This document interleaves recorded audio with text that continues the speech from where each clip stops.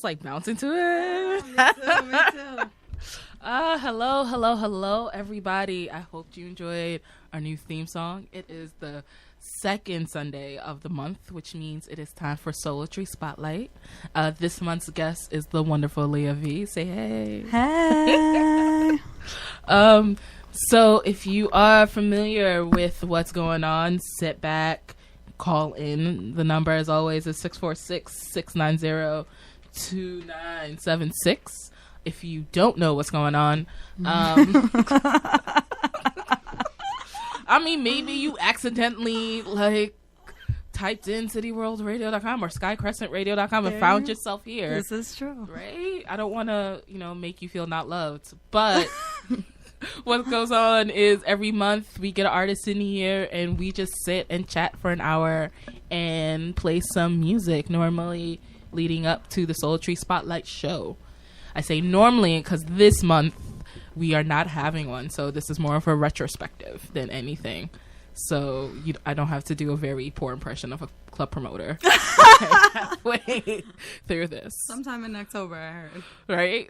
We're going to come back. We'll come back. It's not like we're going away. This is just a pause. So let's kick it off with a song.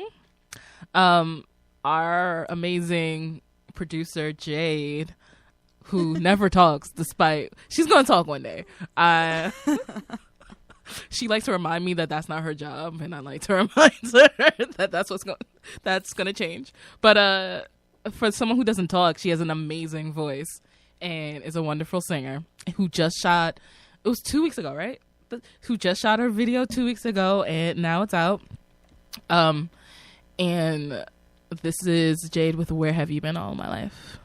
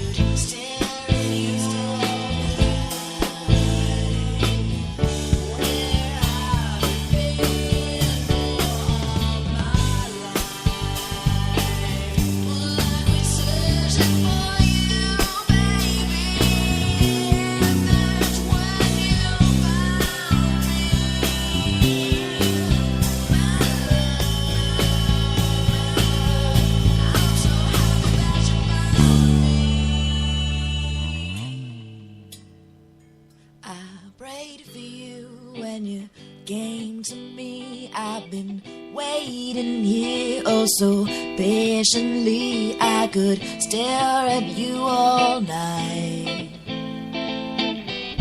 Where have you been for all my life? You and me, we are meant to be. And when you're away, I can barely breathe. When I'm with you, everything is alright. Where have you been for all my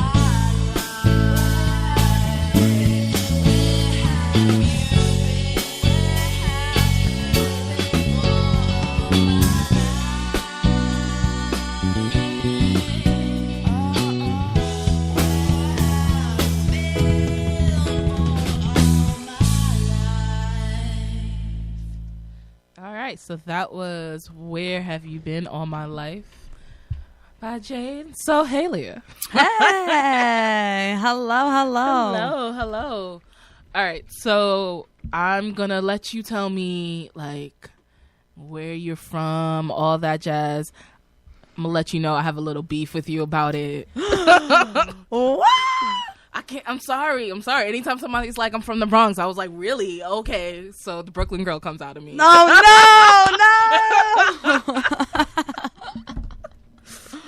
But that's the only hit I'm getting. Where were you born?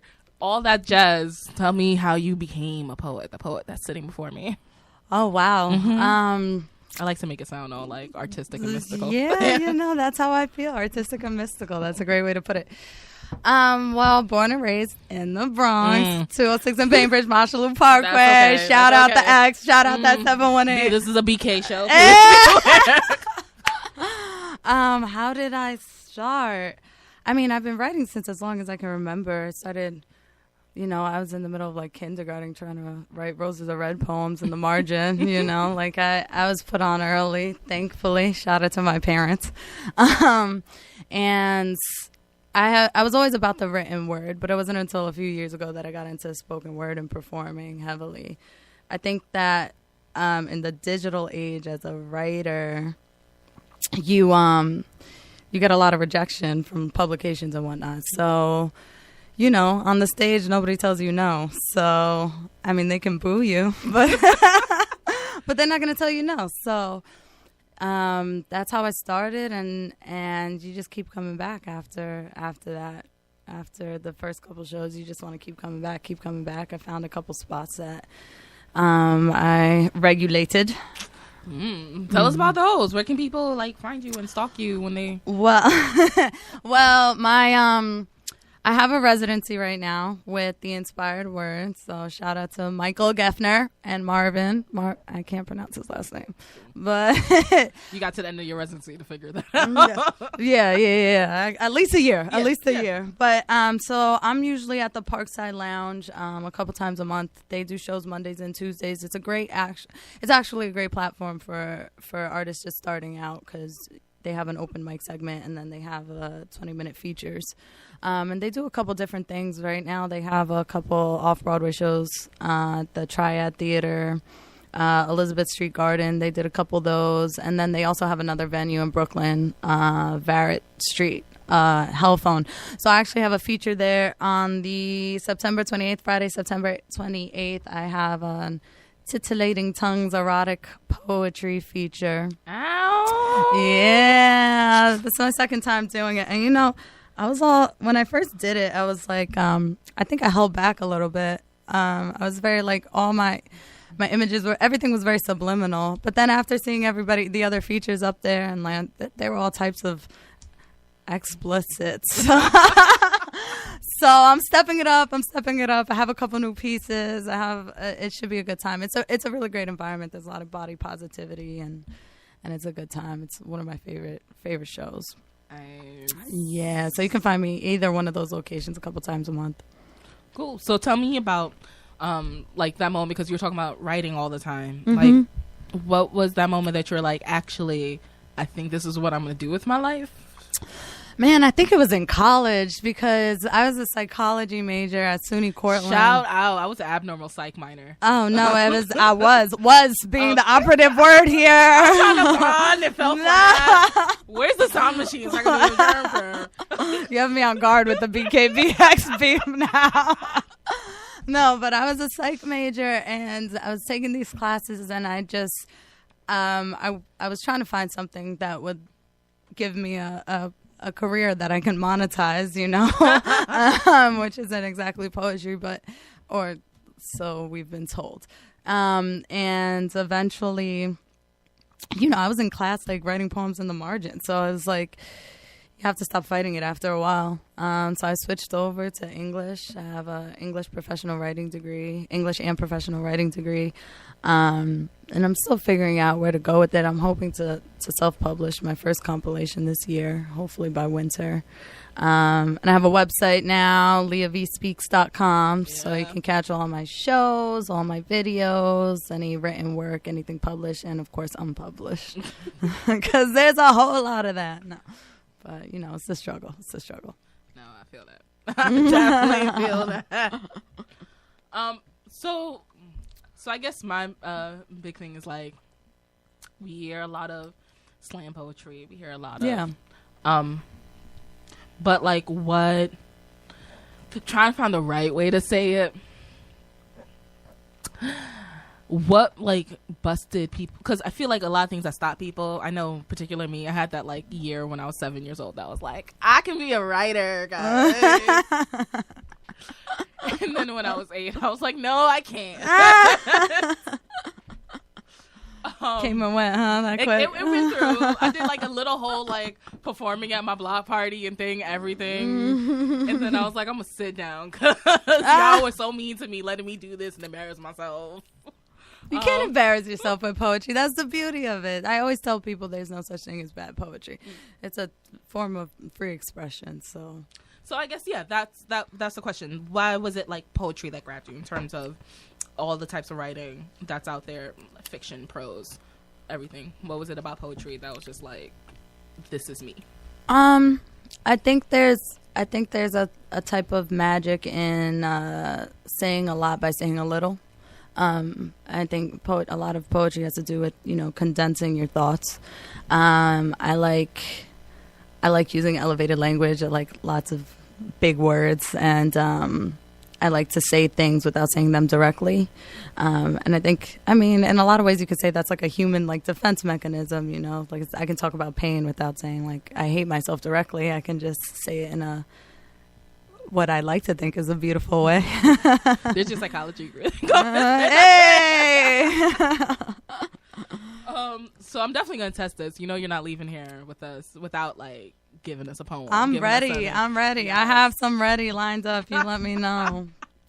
But first we're gonna take a music break. Not like a break. There's no commercials. If you want to sponsor us, feel free to call in and let us know. But yes, call in. But we're gonna go to somebody who's been here before. Like I said, this is kind of a retrospective month for us. I love it. Yeah, I love it. Zida Eve, who's been here she was here, I want to say like 4 shows ago. I don't know. We're coming up. I'm getting up there in age. We're coming up there. But this is Best of Me.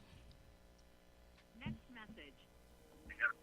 Go fuck yourself, you piece of shit. I want my money back. You fucking hang up on me when I do something you fucking ask me to. Why just go kill yourself and fucking leave me alone? Like, give me my shit back and fuck off. I'm so sick of this shit. I've been waiting for so fucking long for my money back. I just want to take care of business. All I fucking want. You don't care what your fucking damage is. Ezra? Fuck all the bitches you want. You're a fucking asshole. You're a small bitch. Fuck you. Next message. You don't understand why you hung the fuck up on me. I'm not trying to start here. Be a cunt. Just want my shit back. Like, I fucking waited like you asked me, you piece of shit. Don't tell me you didn't tell me. You fucking told me when I broke up with you. Sometimes what we say we don't mean, but what we mean we can't find the words to say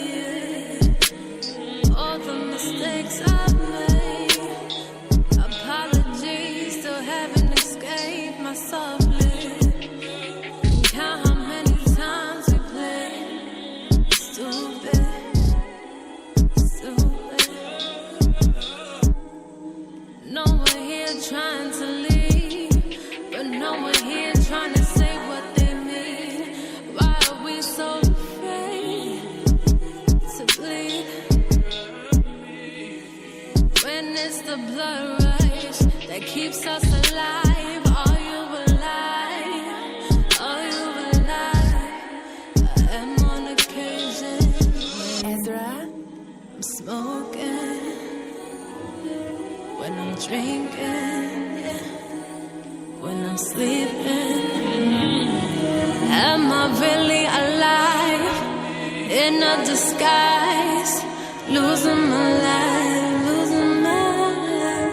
Take me from this mess I made. Sorry I took away the best of you with the worst of me.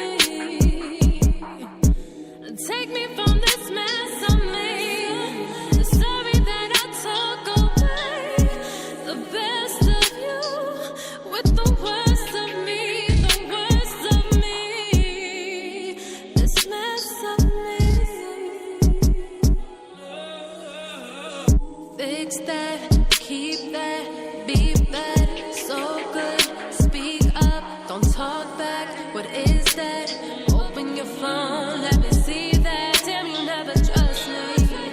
Perfectly imperfect, but the tension wasn't worth it. I thought, oh, you were perfect. When you look at me, your vision is so blurry. Take steps back, reflect.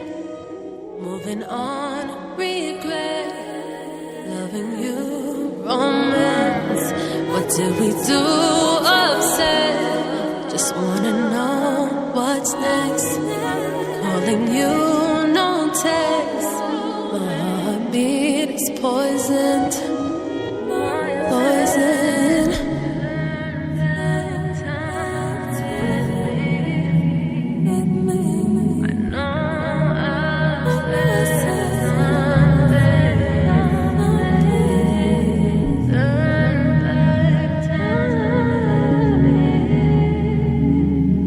I know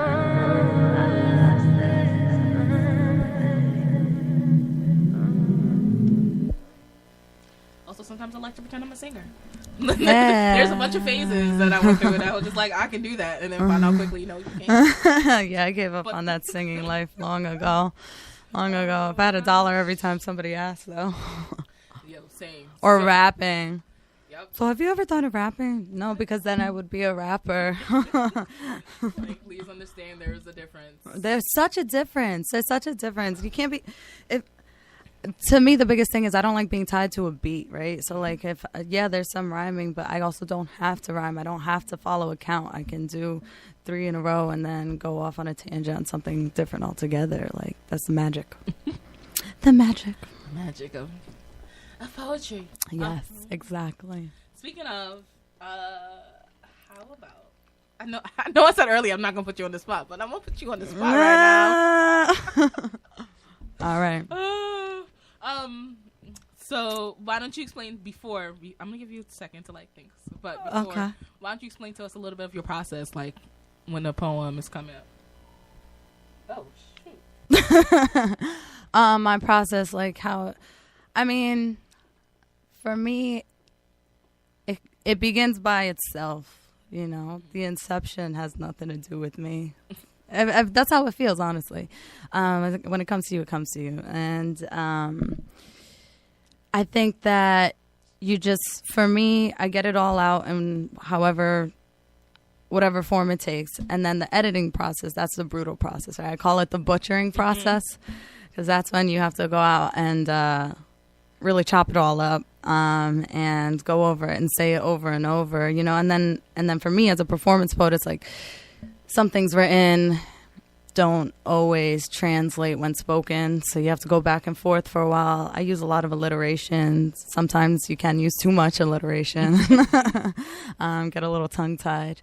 So I think it's the editing process that's really difficult. I mean, it takes a while. Yeah, because you're like, I wrote it for a reason.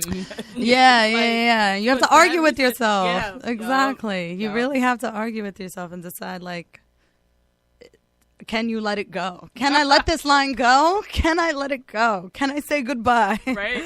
And then sometimes you're like, or do I have to like write more to make it fit? Because you don't understand. Like, yeah. It's a whole nother sense. But then I have a couple pieces that I think there's like 2 pieces that I wrote like in one sitting that I've barely touched. But that's like a rarity. Like that's a rarity. It doesn't even feel like it's you. It feels like somebody else wrote it. Muse just came through. One of the 9 muses just came through. That's just exactly like, listen. it. Yes, this has nothing to do with you, Leah. Yep. This is all the pen. Exactly. All right. So, I need to hear a poem. All right. I had a couple that I had in mind. I have a piece called 3 a.m. That's a fan favorite.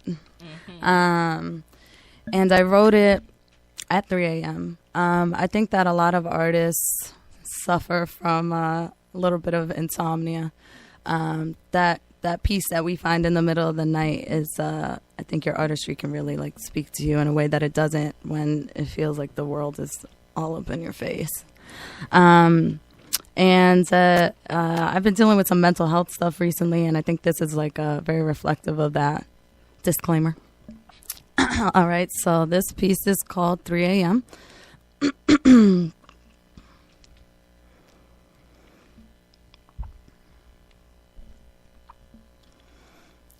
This cliche 3 a.m. artistry shit kills me. You mean to tell me there's a certain hour as in something concocted, as in something decided, as in time isn't real, that'll trigger my mental to release seemingly sudden tucked away thought? A reveal of secrets, rather? You mean to tell me there's a designated hour that allows a human to feel so at peace, or perhaps so isolated that said human is able to delve into their submental and willingly bring their most harrowing hidden places into the general public's thinning view? Because I'm here. And it's 3. And let me tell you what I'm thinking. I'm thinking lyrical deprivation. And I'm thinking of this blessed articulation. And I'm thinking of physical sensation driving conscious calibration. And I'm thinking of earth evil so real we're nearly enamored with the historic significance. Shout out to our president. And I'm thinking phases of transition. And I'm thinking contemplation. And I'm thinking of overdrinking my contemplation, overthinking my sinking affirmations. And I'm thinking the easy way out. Following elevated linguistic hopscotch. I'm thinking the easy way out. I'm thinking I'm blessed. I should bow out. I'm thinking this right here is the top of the sanctuary that is my ability to place permanence. And I'm thinking I'm not worth this. I'm thinking I've got infinite verses and eternal expression, yet I'm still questioning purpose. And I'm thinking my pain stain never subsided and it nurtures my narcissism. And I'm thinking this vast vocabulary won't swoop in with a glimmering cape as me, the mortal, gapes. And I'm thinking I've released too much. I'm thinking as I leave, whenever it is that may be, I'm thinking 3 a.m. strangles me until I'm begging for body space deprivation and reincarnation. And I'm thinking I need to be touched. My Jesus is another flesh against mine. And I'm praying to whoever, whatever, she ever is responsible for your skin encompassing my useless figure. And I'm thinking there is no reason, there is no hour. There are pores and follicles and atoms enclosed onto that of another's, feeding off human withering. And I'm thinking when I doubt my existence, I'm thinking I need to be touched. I'm thinking we need to be touched. Thank you. Thank you. Thank you very much. Yes. So you mentioned in your disclaimer before that some of that has to deal with mental health. Oh, for sure. Yeah. For sure. I don't want to get like too deep into like the issues. No, I'm as transparent cool, can be. Then let's talk on it a little bit. Yeah, Because let's talk about it. I feel like people always... Fuck the stigma.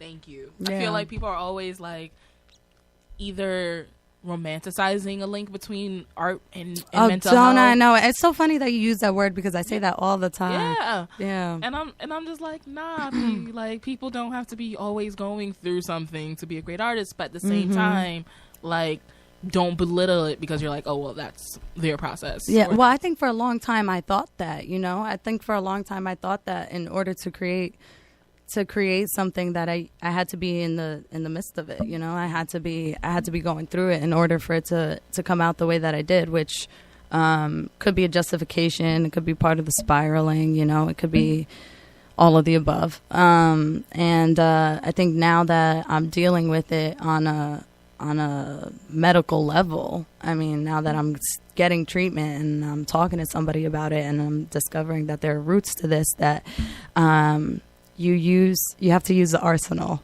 right? So you have to use the arsenal to be an artist, to be a healthy artist who's writing about pain, and you have to be able to dig into that bag and take it out and use it that way as opposed to being in the middle of it. However, just like you said, I can't knock the people who use it as their form of self-therapy because I'm that as well. I mean, that whole poem, that was written in the middle of the night, in the middle of a breakdown. And although it's one of my favorites, it's not like that's not something that I can happily reflect upon. But it's hard because you go on stage and like you recite this stuff, you pour your entire soul out, and then people clap. Yeah. It's like nobody comes up to you after. It's like, yo, are you good? Like, you all right? You need a hug? Like, it's not like that. And that's not their fault. That's just the way the environment is. I mean, that's just the way a show is. It's a show. So, I think that once I recognize that it can be a form of therapy, but it can't be all of therapy because because that's the extent of it. You're not actually getting into it. You're just reflecting upon it. I mean, that's my view anyway. But I'm on the up and up. These days. So glad to hear that. Yeah. I guess, and then how the question like formed itself perfectly, like melded itself perfectly in my head, and then like meld is a great word. Melded is a great word. Good shout to you. That's a great word. That's one of my favorite. Yeah. I've used that a couple times recently when I was writing. So when you're on stage, because a lot of stuff, like you said, you're pouring yourself into this. This is what you were feeling in that moment, even like editing and all that jazz. Yeah. How do you keep yourself sometimes from like triggering yourself in a sense or relapsing into that mind state that you were? Because when you're performing it, it's like there's a little bit of oomph in it. Like you kind of have to take yourself back to that moment. Yeah, you have to reel it back in. Right. So how do you keep yourself from like going off and like letting it? Well, I'm still learning that, I can't say that I've mastered that, I cannot say that I've mastered that. I'm learning how to reel it back in. But I think as much as I hate to use the term like dissociation, that's what you have to do. And the same way you dig in, you have to dig out of it. It really is a dialogue that you have with yourself. That's what I'm figuring out, and being able to remind yourself over and over again, that was then and this is now, which again, I'm still learning how to do, but we're getting there.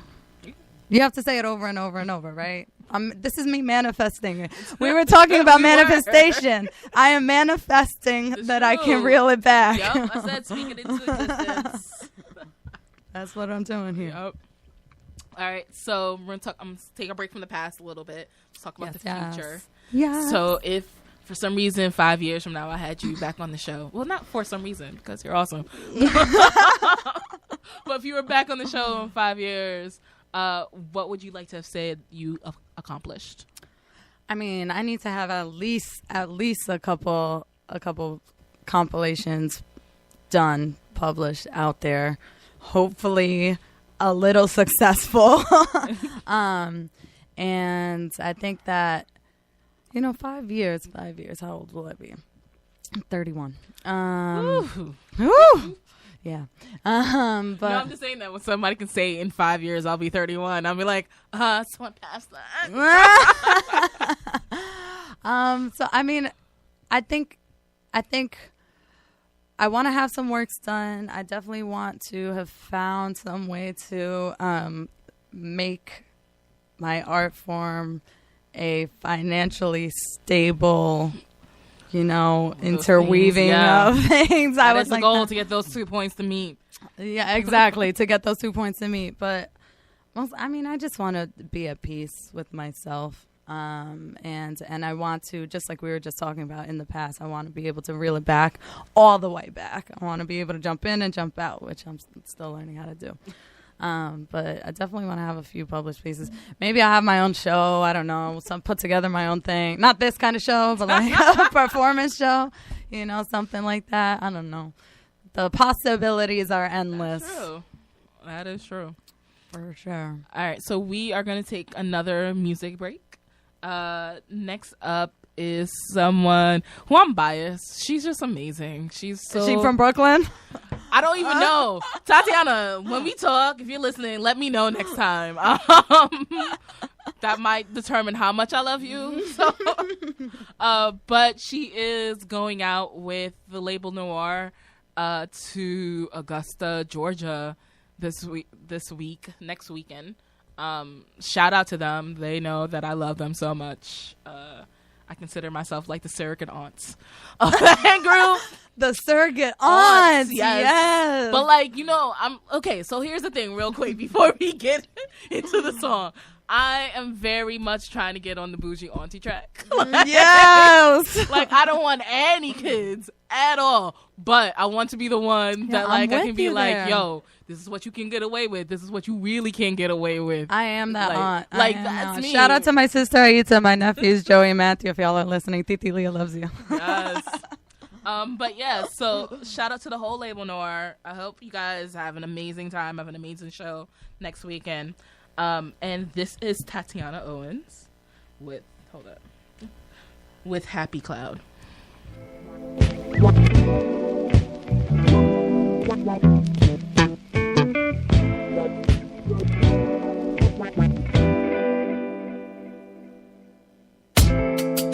Killing me with emotion, filling me with the notion that it will work itself out one day.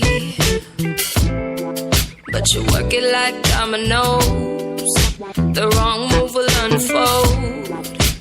Everything you said will be okay. Look who you've been kicking it with lately. No wonder you can't have any fun.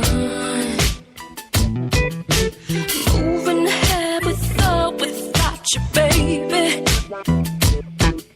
'Cause I know time doesn't wait for anyone. When you're feeling down, seeing shadows all around, hold your head up high, find a happy cloud in the sky.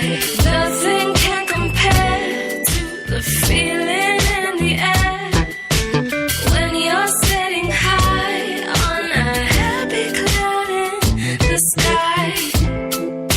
Who doesn't love feeling free? The only ones that can see the beauty of a positive mind. Then they go and wonder why they're the only ones that can fly.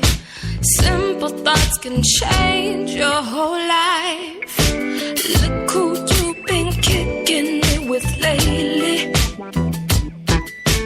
No wonder you can't have any fun. Moving ahead with or without you, baby. 'Cause I know time doesn't wait for anyone. When you're feeling down, seeing shadows all around, hold your head up high, find a happy cloud in the sky. Nothing can compare to the feeling in the air when you're sitting high on a happy cloud in the sky. Don't try to come away if you ain't with the same vibes we're feeling. We're feeling.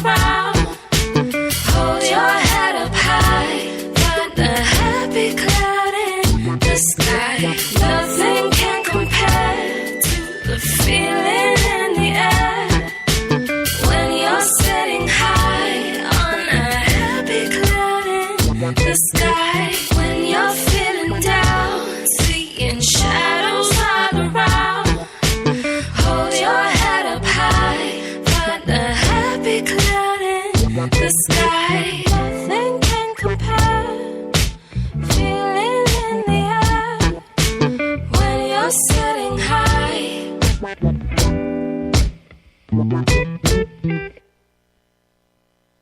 Hey.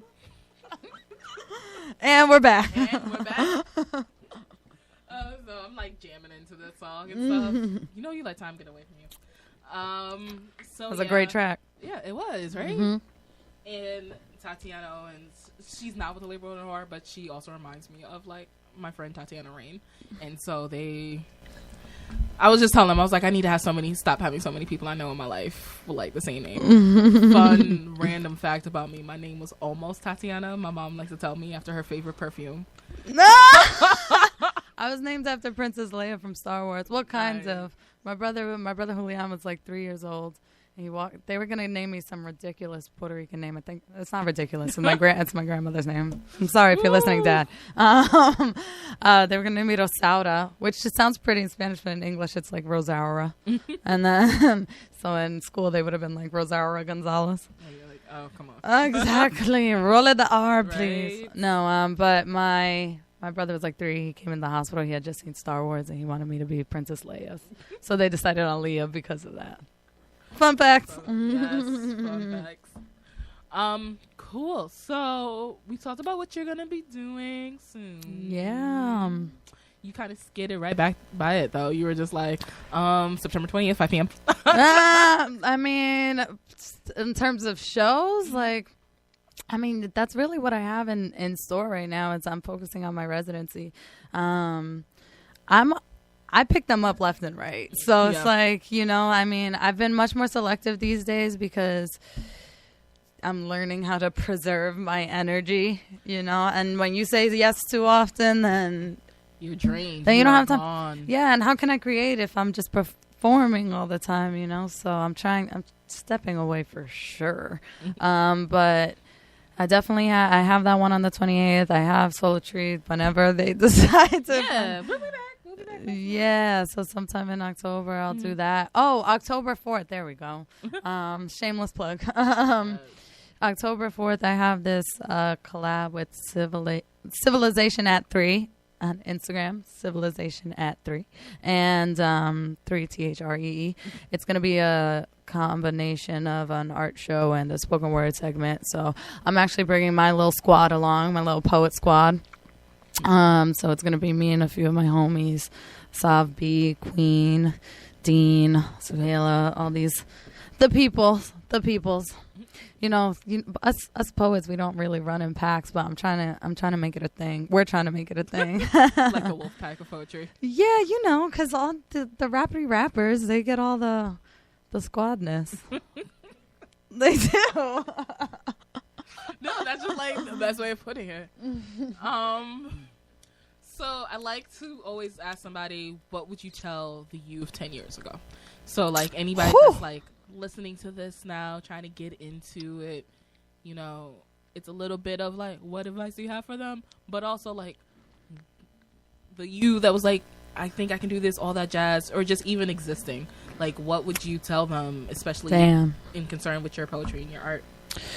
I think what I would tell myself 10 years ago is that, sounds cliche, but you know, don't be afraid to fail. Don't be afraid to fail and don't hold back. You know, writing is not about pleasing other people. And even now I have to convince myself of that sometimes, you know, but it's not about pleasing other people and it's not about what they want to hear. It's about what you need to say. And I think that held me back for a long time. I would definitely say that, and in general, you know, trust the process, trust the butchering, trust all the in-betweens. And if you think it, then write it. Right. right? Like if you, I don't know, find a piece of paper, find a piece of wood, find something, get that shit down, because it's necessary. Record everything for sure. I feel that. I want to touch on a little bit of the pleasing other people aspects. Yeah. Just because we're in an age, right, that like everything we do, social media, digital, whatever, it feels like you have to tailor it to some people for a second. So talk a little bit to me about how you stop that, like kind of block that out and be like, you know what, this isn't for everybody. This is art. This is not like. I mean, it goes back to that internal dialogue, you know, like you have to tell yourselves these things every day.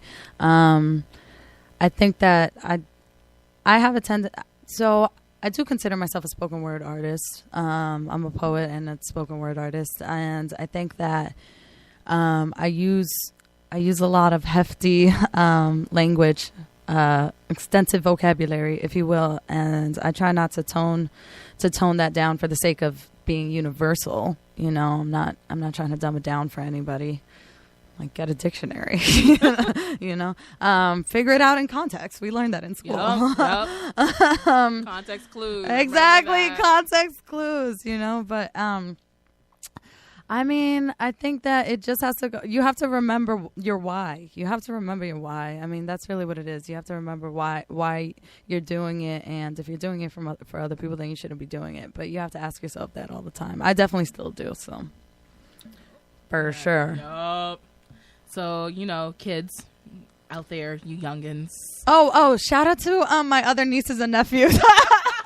I shouted out my nephews. Now you know TT Joey and Matthew. favorite. No, I was just with them today. But shout out! I have so many. I'm the youngest of 6. So shout out to the ones over in Virginia, Ariel, my other nephews, Palmer and Davis. Shout out to Lola and Sophia over in Jersey. Titi loves all my siblings and everybody else. A big ass Puerto Rican family. No, that's how you do it though. You're like, it's everybody and they mama. Yeah, for real. You're gonna talk bougie aunties. Yep. Bougie auntie squad. Yes. That's an actual squad. Bougie auntie squad. So I want to hear another poem. That's just me. I get to ask for these things. But before we do that, we're gonna take our last music break. Okay. Right? Who's up next? We have, hold on. This is what happens when you write everything, you can't see your own writing. We have a Denzel Clark coming up, and this is a Company remix.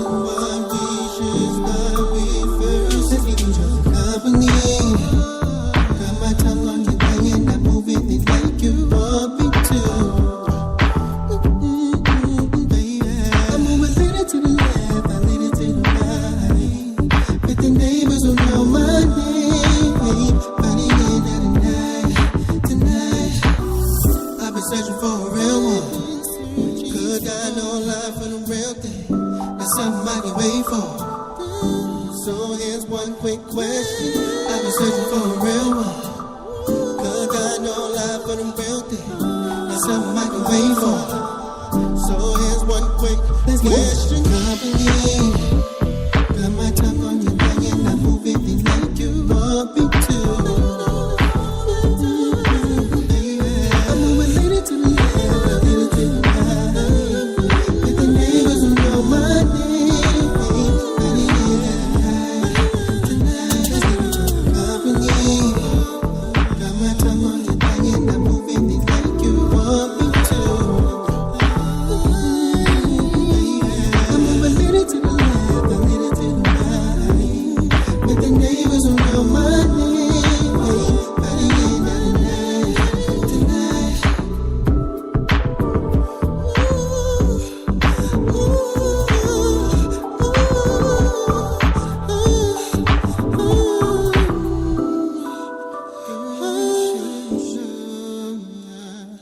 I love you.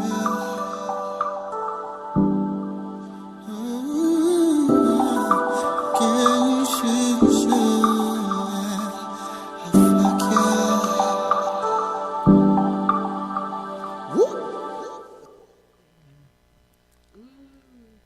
Yeah. I'm still going over. So, hey guys. While we were listening to that song, I found some guitar picks, and now I'm endlessly entertained. I am an actual 5-year-old. It is almost time for us to get out of here. Oh my gosh. Time just flew. Yes, time flies. Thank you, Leah, for coming in. Thank you for having me. Yes. I don't know if we said it again. Here's my attempt at being club promoter that we mentioned that I said I wasn't going to do. But September 28th. September 28th at Hellphone. It's a titillating tongues erotica showcase sponsored by The Inspired Word. It's a great time. And October 4th. October 4th. Somewhere in Jamaica. Yeah, I'll plug it though. Follow me on Instagram at Leah V Speaks, LEAHV Speaks. You can also find all of my information in a central location at leahvspeaks.com. And as always, you can follow and stalk us many ways. You can either follow the show and all the other sister shows on the network at Sky Crescent Radio on Instagram. And also skycrescentradio.com. Check out all the other hosts. Some of them are as amazing as I am. It's hard to do a hair flip when you got it hard. It was You should have hard. just seen her try to flip it over. It's okay, this side. Got it. No, you got it. Thank you. You can follow me personally at Tony Photo. Catch up what I'm doing either on the film festival circuit or doing in terms of photography, doing in terms of acting, doing in terms of with other groups I love like Souletri or Label Noir. It's a lot. It's just come, have fun. You can also follow Souletri, SOL. SOUL. Yeah. Huh? SOUL. Jeez, see? We were talking about we were talking about when we got here. I was like, how am I going to talk for all this time? I'm so dead. And now we have proof for the world to see. But it is SOULETRI. Or the Label Noir, because I work with them too. That is, the name is on the tin, luckily for that one. It's and on Instagram, check them out. On Twitter, check them all out. They're dope people. Yeah. So, like I said I was going to ask you for another poem before we got out of here. I wanted to do my outro and stuff, so that the last thing that our listeners hear is one of your poems. Oh my gosh. So tune in next month, second Sunday of the month as always. It's going to be a good time. And with that said, the last voice you're going to hear is Leah V. All right. So this piece is called Discern. It's the love poem. That's not a love poem. And without further ado,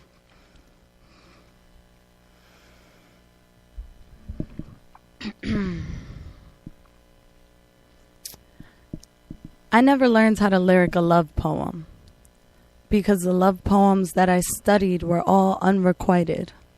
Classics where the language was elevated, before Prince when the language was devastated, 1800s when writers' lives depended on it and circumstance rescinded poets and distance suspended lovers. No textual communicado toward nothing but visual connect and desperate notice hopes that the object of my desire might write it forward. With handwritten ink, to us it's foreign. With a connection so deep that we copy classics, an imitation so weak that we call for graphics, make these meaningless memes, then pretend scholastic, societal greed to pretend we're flattered, false tellings to pretend we're gathered, and materialism to pretend we matter.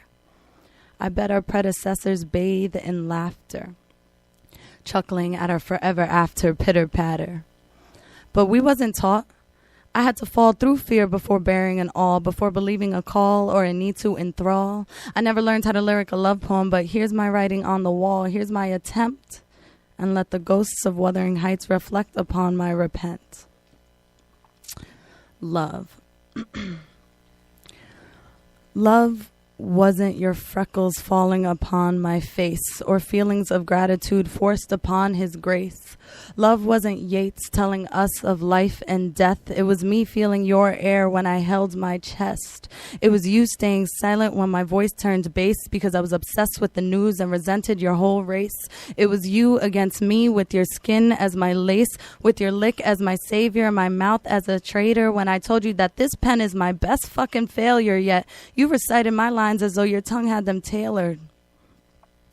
And love was asking no favors and telling no faults, but embracing those anyway and taking that loss. And love was when we were both lost, when we're all in at all costs, and goddamn did it cost. Late night train rides on the edge of exhaust, on the edge of soft skin under physical drain, that emotional need tied to that physical strain.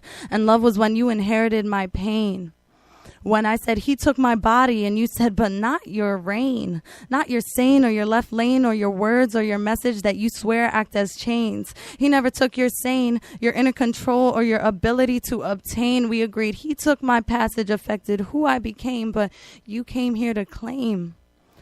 From this blessed corner you came. Aware of your advantage and the weight of the world's blame, you refused to refrain. Took my brown, my loud, my destruct, my aim, leveled me out and declared a fair game. Made you better, made me better, made us together. We became our own open chain, a distinct entity, our own open reign. And God, how I appreciated you and all that you do and all that you had done. You were my Sunday evening rest and you were my Monday morning sun. So, here upon thee, I let my reflections run free.